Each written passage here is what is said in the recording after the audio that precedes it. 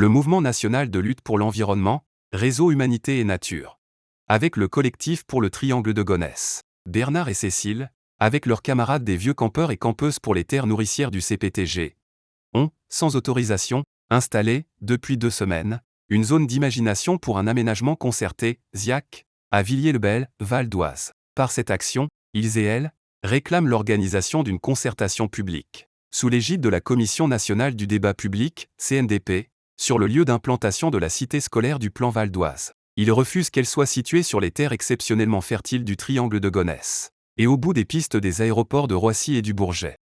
Comme la friche de l'ancien hôpital de Villiers-le-Bel, à côté duquel se trouve la ZIAC, des sites alternatifs mieux adaptés pour accueillir la cité scolaire existent. La concertation publique aura le rôle de les départager. Voilà, ce lieu d'implantation nous semble totalement absurde.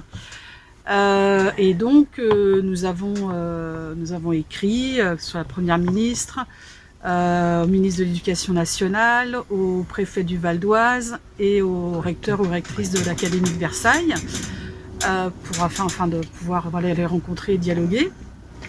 Et en vain, du coup, ça nous oblige à occuper ce terrain municipal qui est à proximité, à Villiers-le-Bel, et qui est à proximité d'une friche hospitalière.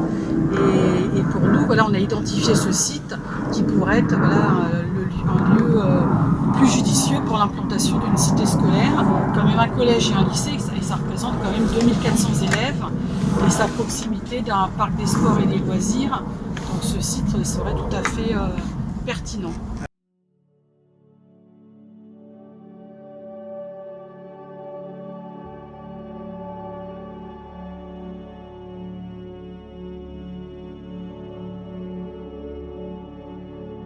Comment évolue le dossier?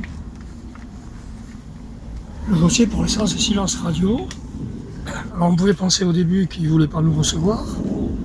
Mais on peut se poser la question aussi, si depuis 2 ans et demi que ce projet a été annoncé, s'ils savent qu'est-ce que ça va être, s'ils savent qui va payer quoi, s'ils savent où ils vont. Et là, les habitants étaient absolument pas au courant, donc c'est l'occasion de les mettre au courant et ils approuvent notre démarche. On a une très bonne solidarité sur l'action que l'on mène, un très bon soutien localement.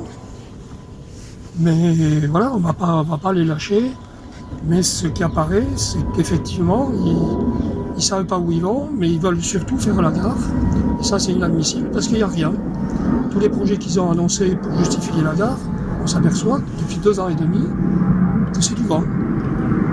On ne va pas lâcher. D'accord. Merci Bernard. Merci à vous. Oui, donc ce petit reportage est pour le Mouvement national de lutte pour l'environnement. Merci.